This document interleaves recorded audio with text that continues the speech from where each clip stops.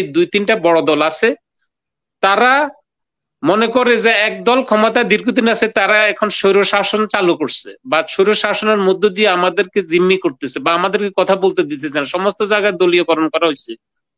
আমি সেটা একেবারেই মনে করি না, সেটা ঠিক না। ক্ষমতায় যাওয়ার জন্য একটা পথ খুঁজবো, সেটা চাপের মধ্যে হোক, আন্তর্জাতিক চাপের মধ্যে হোক, বিদেশিদের চাপে হোক, জনগণের চাপ হোক, আমি ক্ষমতায় যাব। আর যারা ক্ষমতা আছে তারা মনে করতেছে যে তারাও তো ছিল, তাদের ইতিহাসে তো আমাদের জানা আছে, সুতরাং we can use all kinds of tools not to come to the power. তারা মুক্তিযুদ্ধের সকল, তারা দেশের ইতিহাসের সাথে সম্পর্কিত, তারা কোনো কিছু মন্দ করবে মানুষের, সেটা আমি মনে করি না। কিন্তু ইতিহাস তো বিচ্ছিন্ন কিছু ঘটনা হয়তো ঘটতেই পারে। যখন বিএনপি ক্ষমতা ছিল তখনও হচ্ছে, যখন সামরিক শাসন ছিল তখন হয়েছে। অন্যান্য জনগণ বা অন্যান্য দলের লোক, অন্যান্য বিজ্ঞ লোকেরা কম, হয়তো সবগুলো আমার অবজারভেশনে নাই, কিন্তু যতগুলি আমার অবজারভেশন আছে সেটা আছে। আমি এইটুকু বুঝি যে ওনারা যেখানে আছেন বা আমি যেখানে আছি, এটার মধ্যে একটা পার্থক্য আছে। ওনারা ওখানে থেকে কথা বলছেন, বিজ্ঞ আলোচনা করতেছেন, ওনাদের মাথায় পুরো দেশটা বা পুরো রাজনৈতিক দল, দেশের সুবিধা অসুবিধা সবকিছু ওনাদের মাথার মধ্যে আছে। আমি যেহেতু অন্য দেশে থাকি, আসি না, আপনি বুঝতেছেন, আমাদের মাথার মধ্যে এই দেশের যে কালচার বা কৃষ্টি বা রাজনৈতিক চেতনা, এটা আমার মধ্যে পুরোপুরি না থাকলে এটা আমাকে কিছুটা ইনফ্লুয়েন্স করে। আমি রাজনীতিটাকে ওইভাবে দেখি, হয়তো বা সেটা আমার ভুল হোক শুদ্ধ হোক, আমি তো ইনফ্লুয়েন্স যে how I look at politics as a whole in North America. এখন আমি ভাইদেরকে একটা কথা বলবো, যেহেতু আমি এখানে থাকি, এখানে একটা সিস্টেমের মধ্যে থাকি বা দেশটা চলতেছে একটা সিস্টেম। যদি আপনাদেরকে একটু সংক্ষেপে বলি তাহলে আপনারা বুঝতে পারবেন যে why I am talking something like that, যেটা আপনাদের সাথে আমার ভিন্নতা আসে। সেটা হলো, এখানে গণতন্ত্র আছে, সবকিছু সুসংগীত, কিন্তু সব বিষয়ে মানুষ খুশি বর্তমান সরকার উপর, এটা ঠিক না। এই ঠিক না, এটার জন্য কিন্তু আন্দোলন সংগ্রাম টকশো কিছু নাই। এটা যেই জায়গাগুলিতে দুর্বলতা আছে বা সরকার সেগুলি ম্যানেজ করতে পারতেছে না বা দিতে পারতেছে না, সেটার জন্য বিরোধী দল পার্লামেন্টে কথা বলে এবং সেটা বিভিন্ন মন্ত্রণালয়ের লোকেরা সেটার জবাব দেয়, ওইটুকু পর্যন্ত। আচ্ছা, যাই হোক, এটা ফেডারেলি বলতেছি। তারপর আসেন, তারা প্রভিন্সে কি হচ্ছে ওটা নিয়ে খুব বেশি কথা বলছে না। এখানে প্রভিন্সিয়াল পার্লামেন্ট আছে, প্রভিন্সে কি হচ্ছে সেটা নিয়ে তারা হাইলাইট করি, তাদের দল পক্ষে বিপক্ষে কথা বলে। জনগণের কিন্তু কথা মাঠ ময়দানে খুব একটা বেশি নাই। তারপরে আসেন আপনার সিটি লেভেলে, আমার এই সিটিতে কি হচ্ছে, mayor is responsible for every reason. If something happen, people goes to city and fight back and they get their benefit or whatever it is. এখন এই যে কনসেপ্ট, এটা আমি দেখি যে এখানে এরকম ব্যাপক টকশোর আলোচনা নাই, মাঠে ঘাটে মিছিল মিটিং নাই, প্রতিবাদ নাই, বাদ নাই, প্রতিবাদ কিছু নাই। তারা ব্যালটের মাধ্যমে 4 বছর পর পর সেটা চেঞ্জ করে। এখানে আমার দেশে বা আপনার দেশে গণতন্ত্র আছে, এই জন্য না, আমি সেই জায়গায় আসতেছি। সেটা হলো যে বাংলাদেশের আইডিয়াটা সম্পূর্ণ ভিন্ন। আমি বা আমাদের সাইদ ভাই বা মাহমুদ ভাই বা আমরা সবাই, বাংলাদেশে সম্ভবত 40+ মিনিস্টার আছে এবং নির্বাহী প্রধান আছে। আপনার এটা কি জানি বলে, আমাদের কোর্ট আদালত আছে। আমরা যখনই কথা বলি, সমস্ত দায়িত্ব যেন আমাদের মাথার মধ্যে, এবং সমস্ত কিছু দায়িত্ব যেন আমি করব এবং আমার করা উচিত। We look every reason, everything.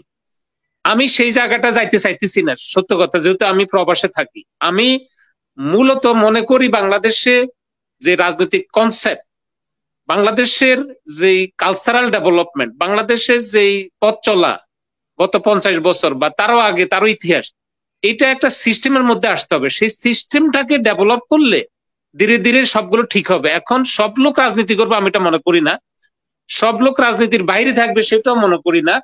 আমি মনে করি সচেতন লোকেরা অনেক সময় সুইং পজিশনে থাকে, তারা কোনো দল করে না, তারা যখন যে দল ভালো প্রোগ্রাম নিয়ে আসে তাদেরকে ভোট দেয়, এবং সুইং ভোটে নর্থ আমেরিকাতে কিন্তু দল হারে এবং দল জিতে। আর কিছু লোক দলীয় থাকে, তারা বিশ্বাস করে যে এটা জাস্টিন ট্রুডো বা তার জেনারেশনটা ভালো করছে, এদের ইতিহাস অনেক শক্ত, আমি এদেরকে ভোট দিব। কিন্তু এবার দেখতেছি যে তারা আমাদের জনগণের স্বার্থে কোনো কিছু করতেছে না, এবার আমি তাদেরকে দিব না। এখন বাংলাদেশে আমি বারবার যেটা মনে করি, আমি ওনাদের মতো এত ডিটেলস আলাপ করতে চাইতেছি না, আমার যাওয়ার উপায়ও নাই, কারণ যেহেতু আমি ওখানে থাকতেছি না। আমি এটা মনে করি, বাংলাদেশে যে 2-3টা বড় দল আছে, তারা মনে করে যে একদল ক্ষমতা দীর্ঘদিন আছে, তারা এখন স্বৈর শাসন চালু করছে বা স্বৈর শাসনের মধ্য দিয়ে আমাদেরকে জিম্মি করতেছে বা আমাদেরকে কথা বলতে দিতেছে না, সমস্ত জায়গায় দলীয়করণ করা হয়েছে। আমি সেটা একেবারেই মনে করি না, সেটা ঠিক না। যখন আপনি দীর্ঘ সময় এক জায়গায় থাকবেন, একটা করবেন, তখন একটা বলয় গড়ে ওঠে, এটাই নিয়ম। এবং সেই সুযোগটা বা সেই সুবিধাটা কোথায় থেকে আসলো, এই জিনিসটা ওনাদের রিয়েলাইজ করা উচিত। আমি সে কথাই বারবার বলতেছি যে আমি আপনি যত কথা বলি, ইন্ডিভিজুয়ালি আমি একটা প্রতিষ্ঠান করতে পারবো, অনেক কিছু করতে পারবো, কিন্তু সার্বজনীন সুবিধার জন্য, স্বার্থের জন্য রাজনৈতিকভাবে যতক্ষণ পর্যন্ত সমাধান হবে না, সেখানে আপনি কোনোভাবেই সেই দেশের জিডিপি বলেন, সেই দেশের আইন শৃঙ্খলা বলেন, সেই দেশের ইনফ্রাস্ট্রাকচার বলেন, সেই দেশের মানুষের শান্তি আশা বলেন, ওটা হবে না। এইটাই জীবনের ইতিহাস, পৃথিবীর ইতিহাস, বইয়ের ইতিহাস। তো সেই ক্ষেত্রে আমি মনে করি বাংলাদেশের 2-3টা বড় দল আছে, তারা যদি মনে করে যে এইভাবে আমি ভোটে আসবো না, আমি কোনো আলাপ আলোচনা যাব না, জনগণের কোনো স্বার্থের কথা বলবো না, শুধুমাত্র ক্ষমতায় যাওয়ার জন্য একটা পথ খুঁজবো, সেটা চাপের মধ্যে হোক, আন্তর্জাতিক চাপের মধ্যে হোক, বিদেশিদের চাপে হোক, জনগণের চাপ হোক, আমি ক্ষমতা যাব। আর যারা ক্ষমতা আছে তারা মনে করতেছে যে তারাও তো ছিল, তাদের ইতিহাসে তো আমাদের জানা আছে, সুতরাং we can use all kinds of tools not to come to the power. এটা হলো মোদ্দা কথা। এখন তারা বারবার ভুল করবে, সেই ভুলের খেসারত কিন্তু তারা দিতেছে না। বাংলাদেশে যারা নেতৃস্থানীয় রাজনীতিবিদ, তারা কিন্তু খুব খুব অসুবিধা আছে, বিরোধী দলের বলেন, পক্ষের বলেন। আমি মনে করি না এই 18 কোটি লোকের মধ্যে 17 কোটি আসে সাধারণ জনগণ। সাধারণ জনগণের কথা ওনারা ভাবতেছে কিনা বিরোধী দল হইয়া আমি জানি না। আবার সরকার পক্ষে যারা আছে তারা।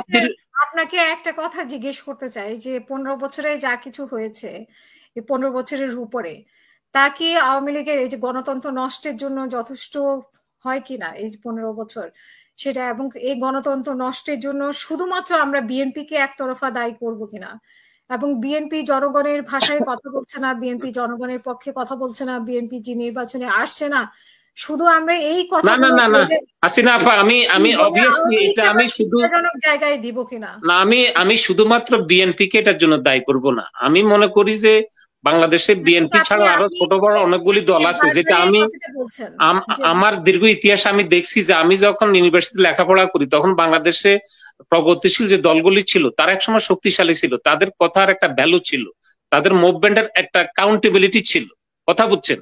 কিন্তু ধীরে ধীরে সেগুলি ক্ষয়িষ্ণু হলো। তারপরে আপনার বিভিন্ন সময়ে রাষ্ট্র বদল হয়েছে, আর্মি শাসন ক্ষমতা আসছে, কেউ পক্ষে চলে গেছে, কেউ বিপক্ষে চলে গেছে, কেউ আওয়ামী লীগ করতো তারা বিএনপিতেও গেছে, কেউ আওয়ামী লীগ করতো তারা জাতীয় পার্টিতে গেছে, আবার জাতীয় পার্টির লোক বিএনপিতে চলে আসছে। এখন বাংলাদেশের রাজনৈতিক ইতিহাস যদি আপনি ব্যাপকভাবে আলোচনা করেন, টক শোতে সারাদিন চলে যাবে। আমি সেই কথা যাচ্ছি না। আমি মনে করতেছি যে আওয়ামী লীগ যে সমস্ত কার্যকলাপ গুলি করতেছে, সেটা তারা একটা দল, যেহেতু তারা মুক্তিযুদ্ধের সক্রিয় দল, তারা দেশের ইতিহাসের সাথে সম্পর্কিত, তারা কোনো কিছু মন্দ করবে মানুষের, সেটা আমি মনে করি না। কিন্তু ইতিহাস বিচ্ছিন্ন কিছু ঘটনা হয়তো ঘটতেই পারে। যখন বিএনপি ক্ষমতা ছিল তখনও হচ্ছে, যখন সামরিক শাসন ছিল তখন হয়েছে, কিন্তু এখন মিনিমাম হইলো যেইটুকু জি জি। আপনার দেশে আপনি যেখানে থাকেন, আমি যেখানে থাকি, আমাদের দেশে এমপি মন্ত্রীদের কোনো ভুল হলে বা কোনো একটা স্ক্যান্ডাল আসলে কিন্তু তারা সাথে সাথে মানে সরি বলে তারা পদত্যাগ করে বা তাদেরকে ইয়ে করা হয়। আমাদের দেশে কি সেরকম মানে কোনো কালচার হয়েছে কিনা? যে 15 বছর আমি স্বাধীনতার পক্ষে দল, ঠিক আছে, মানে তারা কোনো অন্যায় করতে পারে না, কিন্তু তারা আসলে কি করেছে মানুষের, সাধারণ মানুষের জন্য, মানে কতটা করেছে বলে আপনি মনে করেন আপনার জায়গা থেকে?